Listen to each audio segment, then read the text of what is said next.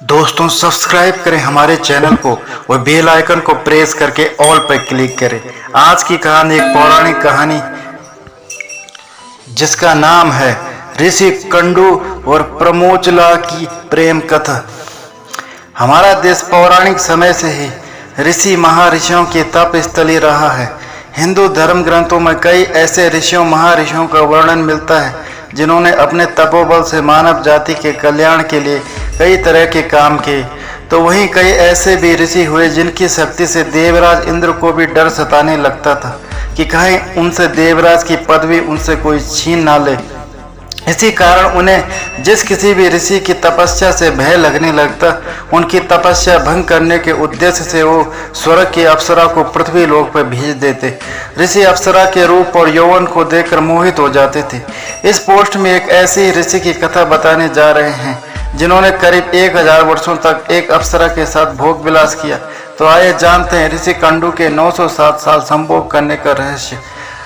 कथा के अनुसार पौराणिक काल में महान ऋषि कंडू हुआ करते थे जिनका आश्रम गोमती नदी के तट पर था। एक बार की बात है, ऋषि कंडू ने घोर तपस्या करना शुरू किया। वो तपस्या में इतने लीन हो गए कि उन्हें किसी भी चीज का आभास ही नहीं हुआ था। इस तरह ऋषि को तपस्या में लीन देखकर देवराज इंद्र हमेशा की तरह घबरा गए। उन्हें यह डर सताने लगा कि कहीं ऋषि कंडू उनका स्वर्ग का सिंहासन छीन ना ले। इसी डर के परिणाम स्वरूप इंद्रदेव ने ऋषि कंडू की तपस्या भंग करने के लिए प्रमलोचा नामक की अप्सरा को पृथ्वी लोक पर भेजने का निश्चय किया। एक संध्या नृत्य के बाद इंद्र ने प्रमलोचा को अपने पास बुलाया, फिर उसे अपनी सारी योजना बताई। बिना कोई प्रश्न करे प्रमलोचा इंद्र की योजना के मुताबिक पृथ्वी लोक के लिए प्रस्थान कर गए। पृथ्वी लोक पर प्रमलोचा सीधे वहां पहुंची जहां ऋषि कंडू तपस्या में लीन थे।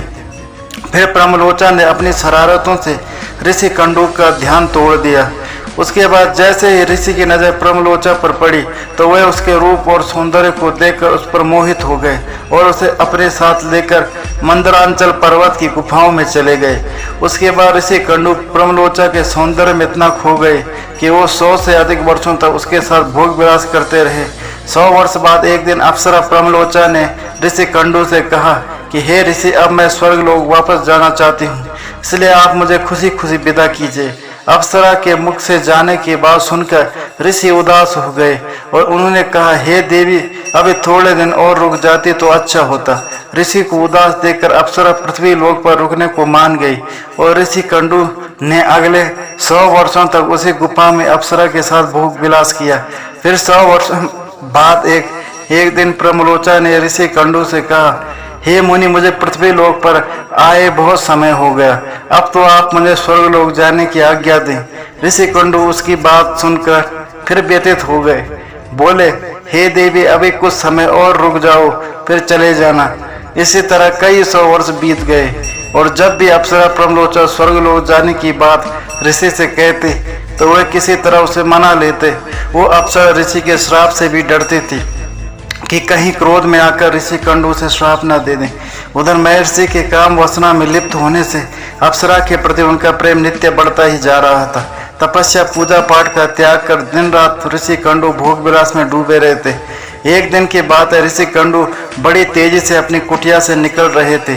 तभी प्रमलोचा उनके पास आई और पूछने लगी, हे मुनि, आप कहाँ जा रहे हैं? तब ऋषि कंडू ने कहा कि हे भद्रे, दिन अस्त हो चुका है, अतः मैं संध्योपासना करने जा रहा हूँ। अगर ऐसा नहीं किया तो मेरा धर्म नष्ट हो जाएगा। यह सुनकर प्रमलोचा मुस्कुराए बिना न रह सकी और बोली, हे सब वेदों के ज्ञाता, इतने वर्षों में क्या आज पहली बार सूर्यास्त हुआ है जो संध्या वंदन नहीं करेंगे तो आपका धर्म नष्ट हो जाएगा। मैं तो आपसे जब से मिली हूँ तब से तो आपने कभी संध्या वंदन नहीं किया है। इस प्रकार के वचन सुनकर ऋषि कंडू बोले, हे भद्रे, नदी के इस सुंदर तट पर आज सवेरे ही तो तुम आई हो, मुझे भली भांति स्मरण है। मैंने आज तुमको अपने आश्रम में प्रवेश करते देखा है, अतः अब दिन के समाप्त होने पर संध्या काल हुआ है। मुझे तो लगता है कि तुम मेरा उपवास कर रही हो। तब प्रमलोचा ने ऋषि से कहा कि हे ब्राह्मण श्रेष्ठ, आपका यह कथन सत्य है कि आपके आश्रम में मैं सवेरे आई हूँ, परंतु आज नहीं। जिस सुबह मैं यहाँ आई थी उस समय को तो कई 100 वर्ष बीत चुके हैं। यह सुन महर्षि कंडू घबरा गए और बोले कि हे सुंदरी, मुझे सही सही बताओ, तुझे मुझे तेरे साथ रमण करते कितना समय बीत चुका है। तब प्रमलोचन ने बताया कि आपको मेरे साथ रमण करते हुए 907 वर्ष 6 महीने और 3 दिन हो चुके हैं। यह सुनकर ऋषिकंडु हैरान हो गए और बोले, हे प्रिय, क्या तुम सत्य कह रही हो या फिर मेरे साथ कोई मजाक कर रही हो? मुझे तो ऐसा प्रतीत होता है कि मैं तुम्हारे साथ एक दिन ही रहा हूँ। तब प्रमलोचा बोले कि हे ब्राह्मण, मैं आपसे झूठ कैसे बोल सकती हूँ, वो भी उस समय जब आप अपने धर्म मार्ग का अनुसरण करने के लिए तत्पर होकर मुझसे पूछ रहे हो। मैं यहाँ किसी के कहने से आई थी। ऋषि, आप क्रोधित ना हो, मैं आपको सारी घटना का सत्य बताती हूँ।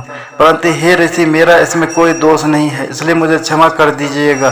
तब ऋषिकंडु ने कहा कि जल्दी बताओ, तुम्हें यहाँ किसने भेजा था? तब प्रमलोचा ने कहा कि आपकी तपस्या से देवराज इंद्र को दंड लगने लगा था और उन्होंने ही आपकी तपस्या भंग करने के लिए मुझे यहाँ भेजा था।